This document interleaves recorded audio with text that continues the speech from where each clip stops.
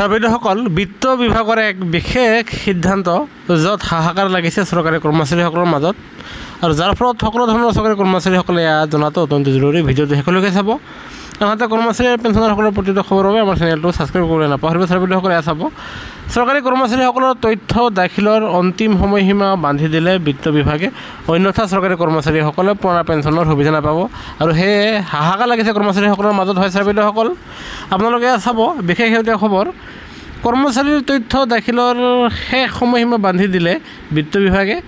যিসকল নিয়মীয়া কৰ্মচাৰীৰ নিযুক্তি প্ৰক্ৰিয়া 2005 চনৰ 1 ফেব্ৰুৱাৰীৰ আগতে আৰম্ভ হৈছিল, তেওঁলোকে পুৰণি পেঞ্চন আঁচনি OPS-ৰ আওতালৈ আনিবলৈ বিত্ত বিভাগে আন বিভাগসমূহৰ সৈতে তেনে কৰ্মচাৰীৰ সংখ্যা বিচাৰি আছে আৰু যাৰ ফলত সেইসকল কৰ্মচাৰীসকলক পুৰণা পেঞ্চনৰ সুবিধা দিব, কিন্তু বিভাগসমূহৰ প্ৰতি সেই তথ্য দি আপোনাক সহায় কৰা নাই। সেয়েহে এই সময়সীমাৰ ভিতৰত থকা কৰ্মচাৰীসকলৰ তথ্য দাখিল কৰিবলৈ বিভাগসমূহক শেষ সময়সীমা বান্ধি দিছে আৰু অহা 21 জুলাইৰ ভিতৰত যদি সকলো বিভাগে উক্ত কৰ্মচাৰীসকলৰ যিসকলে 2005 চনৰ 1 ফেব্ৰুৱাৰীৰ আগত তেখেতসকলে কৰ্মৰত হৈছিলে, সেইসকল কৰ্মচাৰীৰ তালিকা তথ্য যদিহে বিভাগসমূহ দাখিল নকৰে, তেনেহ'লে পুনৰবাৰ আৰু অনুৰোধ জনোৱা হ'ব আৰু অন্যথা সেইসকল কৰ্মচাৰীসকলে পুৰণা পেঞ্চনৰ আঁচনি সুবিধা পাবলৈ সক্ষম নহ'ব। সেয়েহে বিভাগক অহা